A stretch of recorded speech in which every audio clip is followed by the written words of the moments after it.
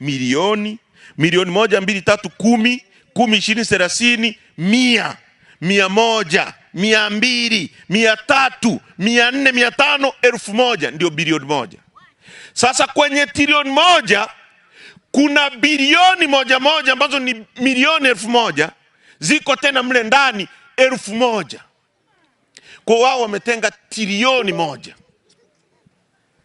kwa ajili ya safari. Samia anaenda si wapi, mawaziri wanakuja hapa na magari 20. Amepita na msafara mkubwa ha?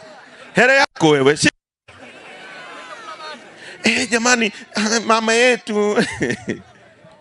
Sasa kilomita 1 ya rami bilioni 1 ambayo nimewambia ni milioni 1000. Kwa hiyo barabara inahitaji bilioni 100 na kitu kuijenga, ambao kwenye trilioni 1 waliopanga wangechukua bilioni 175, bado zingebaki bilioni 850 wawajengeni hiyo barabara. Wao wametenga kwa ajili ya safari, magari ya kwenu, mafuta ya kwenu, kura posho, kugawana. Siku hizi unasikia waziri mkuu anazunguka, si ndio? Memsikia Mwiguru Nchemba anazunguka. Na juzi nilisema hili, wakasema huyu anasema waziri mkuu anazunguka. Waziri mkuu anazunguka eti watu wanaleta matatizo. Mtu anamwambia mimi nimeachwa na mume wangu. Kwa hiyo amekuachaje? Mimi si nilikuwa na wangu ameniacha. Kuna ujinga kwenye nchi hii ambao haujawahi kutokea kwingine kokote kwenye dunia hii. Yaani waziri mkuu anasuluhisha mambo ya ndoa. Kwenye kila wilaya kuna afisa ustawi wa jamii. Uongo kweli? Kama afisa ustawi wa jamii ameshindwa kufanya kazi ya kusuluhisha ndoa, askari hao wana kitu kinaitwa dawati la jinsia. Mamangu wewe askari, si mna dawati la jinsia nyie? Kila wilaya lipo.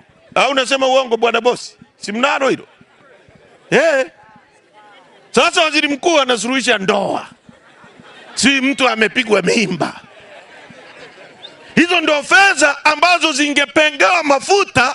Waziri mkuu anakuja na magari 30, mle ndani kuna maafisa kibao wanalipwa posho, wameweka mafuta, wanalala hoteli, anakuja kusikiliza ndoa. Na wanafanya hivi kwa nini ndugu zangu? Kwa sababu hawana mradi hata mmoja wa kwenda kuzindua.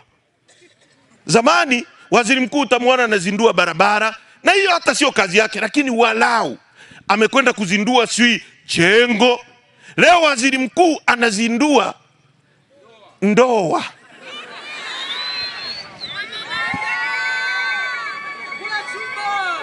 Tuna nchi hapa. Alafu anakuja hapa anambia CCM juu zaidi. Huko juu wanafanya nini huko? Huko anakaa Mungu, hapa ndio kuna shida hapa chini hapa. Watu hawana maji, watu hawana barabara, wao wanaenda juu kufuata nini? Jioni kama saizi wanakuimbieni eti sasa kumekucha. Kumekucha saizi saa 12 jioni. Na unakuta na mtu amepewa t-shirt kamechorwa Samia. Jogoo limeisha wika Dodoma. Useless. Ujinga mtupu. Ujinga mtupu.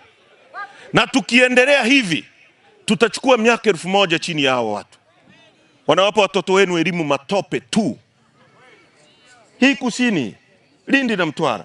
Kwanza nchi hii tuliambiwa wakati wa kutafuta ukoloni, kuondoa wakoloni, tunataka tuwaondoe wakoloni wazungu, sio kwa sababu ya rangi ya ngozi zao, alituambia Mwalimu. Tuwaondoe kwa sababu wameshindwa kuwaondolea Watanzania ujinga, umaskini na maradhi. Mambo mangapi ndio yaliyosababisha tuondoe wakoloni? Na tulipowaondoa, Mwalimu akasema ili nchi hii iendelee inahitaji mambo manne. Inahitaji watu, inahitaji ardhi, inahitaji siasa safi na uongozi bora.